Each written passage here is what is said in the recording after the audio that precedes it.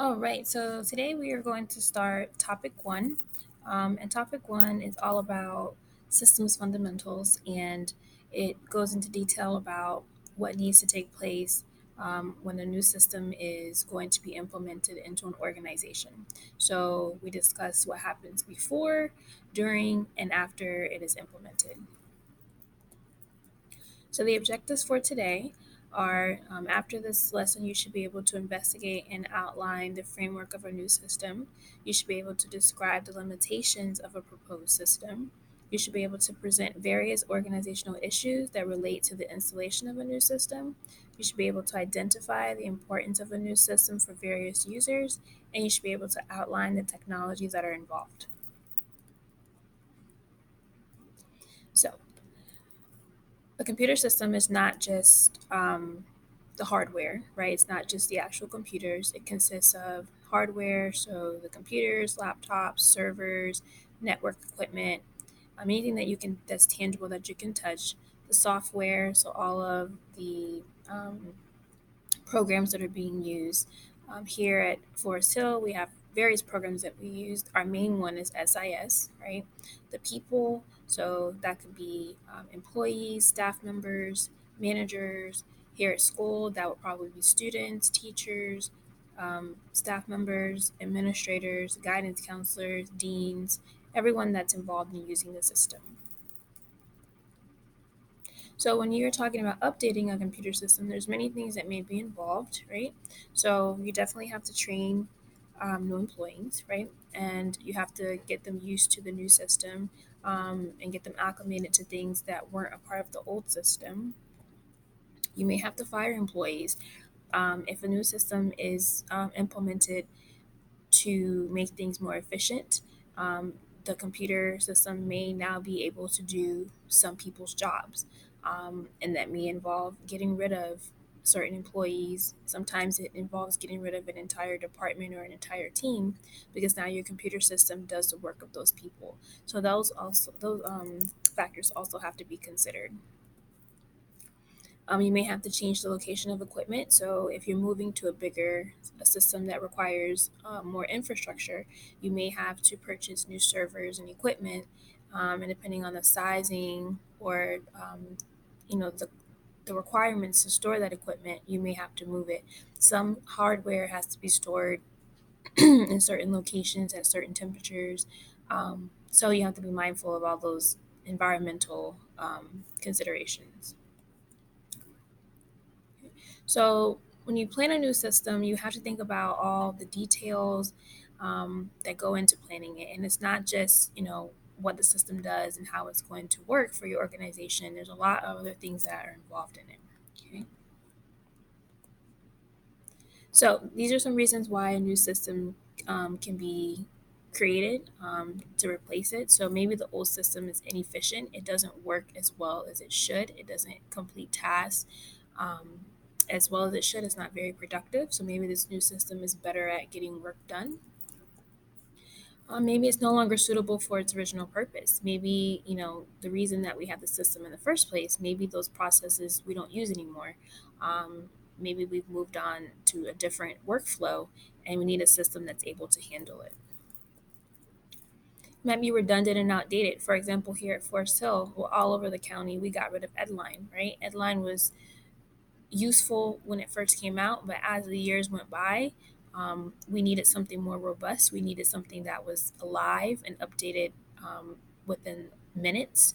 We needed something that had more features, and so we replaced Edline with SIS. And SIS, as we know, is a lot more robust than Edline, ever could be. And again, increase productivity. Maybe this new system can do more, and therefore we can increase the amount of work that can be done in less time and improving quality. Okay. And one of the big reasons for implementing a new system is to minimize costs. Especially if the business is for profit, the ultimate goal is to make money. And you do that by minimizing your costs. So maybe this new system is just more cost efficient than the older one. And that's usually one of the biggest reasons to switch into a new system is to minimize the costs and to increase productivity. All right, so the first thing you're going to do before you even think about implementing a new system is you're going to go through a planning phase, and we're going to talk about now some issues that are experienced during that planning phase. So when we start talking about implementing something new, um, there will be pushback from your stakeholders, and stakeholders are people who have a stake in the situation. They have something to lose or something to gain. So for example, let's talk about SIS, and the stakeholders for SIS would be anybody that's using it, right? So, teachers, students, staff members, administrators, people at the district office, those are all stakeholders. They have something to lose or something to gain from the new system. And sometimes they don't want to be involved. Sometimes they are used to the system that they're using and they don't want to start something new. So that's something that you have to consider, and it always happens. Lack of training. Some people are not trained on the features of the new system, so you have to keep that in consideration.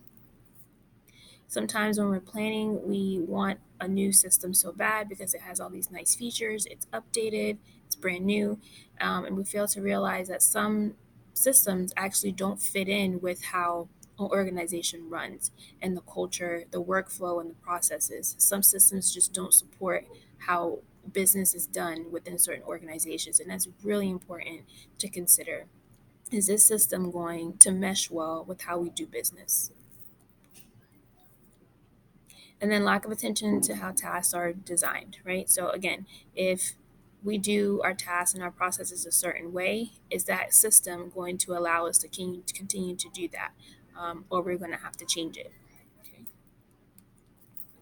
So to help eliminate these issues as much as possible, you're not going to eliminate everything. There's something that you can do called a feasibility report, and it's just an analysis of the main components that need to be considered within a new system. So these are the components. So the acronym is TELOS. So first you consider technical feasibility, right? Do we have the right technology, the right infrastructure, the right hardware to be able to implement this new system, right? If we do, great. If we don't, are we going to put the money and the time in to get the infrastructure and technology that we need, or are we going to look into something different? Economic feasibility. Can we afford it? Is it cost effective? Is it cost effective in the short run? So, is it cost effective right now? Also, is it cost effective in the long run? After we implement it, are we going to be able to sustain it? Are we going to be able to manage it and pay for the management fees and all the things that it takes to sustain a system? Legal feasibility. Are there any conflicts, that go against regulation and laws? Operational feasibility. Again, does the way that we do business, the procedures and the processes that we have in place with our organization, does it fit well with this new system? Is it going to be able to support it? Right? Are we going to be able to maintain it? And are we going to be able to use that system with our existing processes? And then finally, schedule feasibility. Do we have the time, right? Do we have the time to plan it, to analyze it, to implement it, and to continue to manage it? If we don't have the time or the resources, are we going to, you know, get them? Are we going to hire new people, develop new teams to be able to implement this new system all the way through? Or are we going to find something that's less time consuming? All right, so that's it for 1.1.1, the context for which a new system is planned, and I will see you in the next lesson.